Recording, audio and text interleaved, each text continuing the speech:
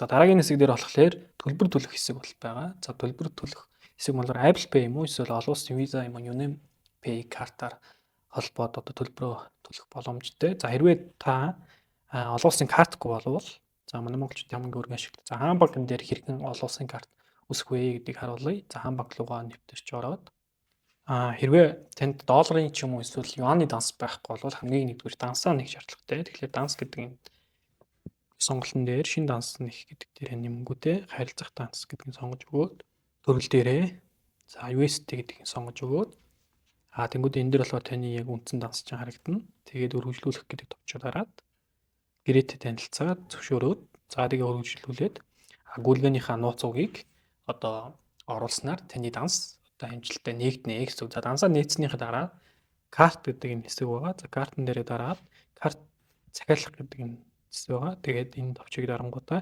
virtual card гэдэг энэ хэсэг байгаа. Virtual card дээрээ дараад за картныхаа өнгө төрлөө бол хүснээрээ за эндээс нь сонгож өгөөд за тэгээд өргөжлүүлэх гэдэг товчоо дараад картынхаа хугацааг ойлгох болж өгвөл удаанаар нь нээчүүл зүгээр. За тэгээд дансны валют гэдэг дээр нь түрүүн би долларын данс нээсэн учраас долларын сонголтын дээр оруулж өгөөд за тэгээд карт захиалах данс гэдэг дээрээ та түрүүнийхээ нээсэн одоо долларын дансыг одоо оруулаад өгчнө гэсэн үг. За энд таны картын чинь нэр автоматар утасны дуурч автоматар энэ харагдана.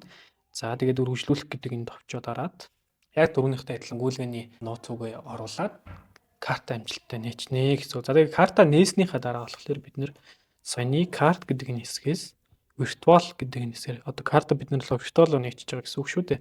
Virtual-оор гэдэг энэ хэсэг рүү ороод карт мэдээлэл гэдэг энэ сонголт байгаа. Энэ сонголтын дээрээ дараад за энэ дээр болохоор бид нар картынхаа одоо олон улсын картынхаа мэдээллийг эндээс авчиж чинь гэсэн үг.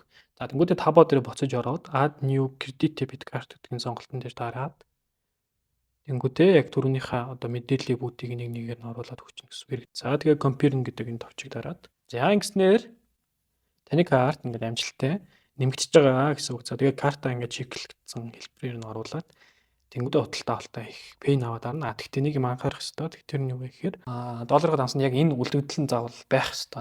812 доллар одоо болж байна гэвэл би хамаг руугаа буцаж ороод яг үлгээгээ дарангуудаа өөрийнхөө данс хооронд гингүүтээ үндсэн дансаасаа долларынхоо дансаа одоо сонгож өгөөд энэ дээрээ MNT гэдгийнх нь оронд USD-гээ сонгоод за 8 доллар байлаа гэхэд ер нь нэг давуулаад үлдэгдлээ оруулчих зүгээр. За 9 доллар түүтээ ингээ оруулаад өөрийнхөө данс руу мөнгө байршуулчихна гэсэн үг. Тэгээ мөнгө байршуулсныхаа дараа үлдэгдэлтэй болчихгоодаа ингээд худалдаа авалт их боломжтой болчихж байгаа гэсэн үг.